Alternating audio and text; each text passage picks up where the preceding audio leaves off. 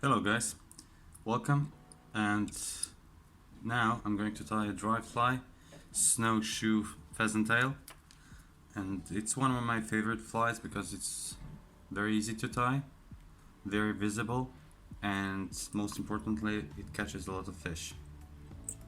So I will start everything with the Nano Silk by Semperfli, size 14 hook by Dohiku 301.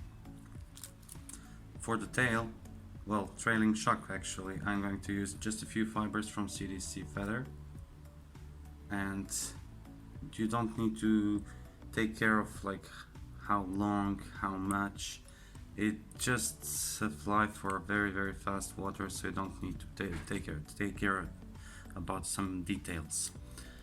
Add some silver wire here for ribbing, and that will improve the durability of your fly. The reason why I'm catching my materials here, where I will start my thorax, is I want to build up this part more to make it tapered towards the rear end of the hook. Otherwise, if you catch all your materials here by the tail, you will create a bulk, and that's not desirable when you're making a fly. At least not this one. So take few pheasant tail curls, align them, line the tips, and take them here and go forward.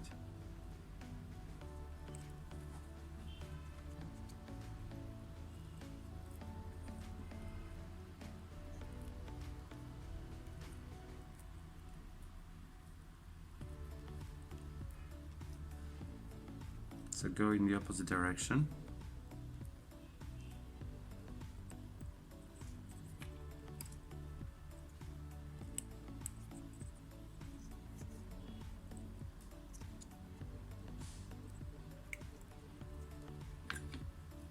Now we have to add some ribbing material. Go over the CDC first. That will hold it in position, not spin left or right. Now rib your pheasant tail. Do tight turns.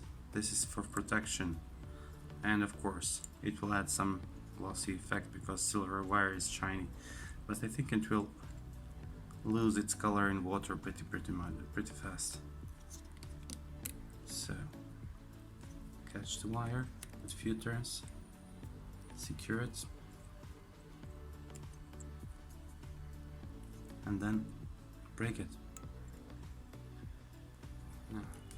Now it's time to add some snowshoe hairs, and I like to use those pretty soft ones as opposed to these more strong and stiff fibers here. So let me just take one clump of it. It's very important, because these hairs are not too long, to cut them near the bone. Otherwise you will lose some of the length. So take them by the tips firmly. I prefer to use my nail for that. Remove the underfur. This is perfect material for the fly called the usual. I'm not making that fly very often, so I don't keep this for later. Now after you removed your underfur, it's time to remove these more stiff hairs. You don't need to remove all of them, just a few. So this is going to be your wing. Now there are a few ways how you can tie this in. Like this. You can go the opposite direction and then build a dam and push it back. Or, my friend taught me this one. Just take two clumps, fold them a bit like this, overlap them, and you can go like in these. Just turn them, spin them between your fingers, and now just measure the wing here, keep it in position, and now go secure it. Now build a dam in front of the wing to push it back like this. and do the same from the back.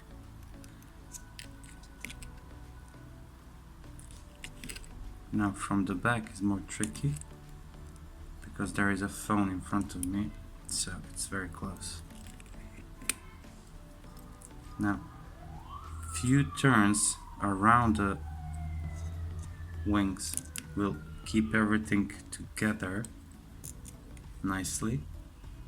Now all what's left is to add some dubbing material for thorax, and as in my previous few flies, I always like to use this squirrel mixed with UV.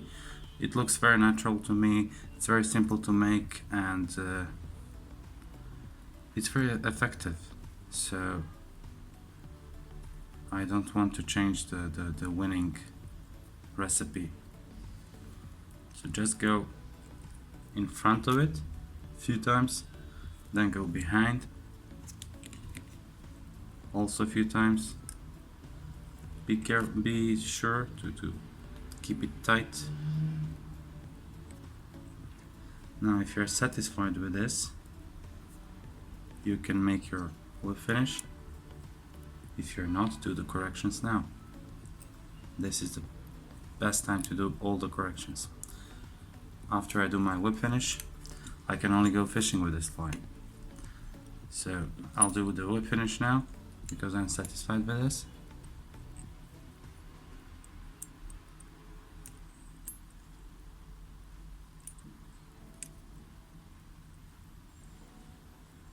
You can brush out those hairs also.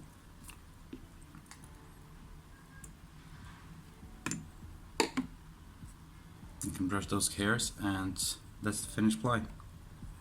Thank you very much for watching. If you like this video, please subscribe, like, comment, and see you next time.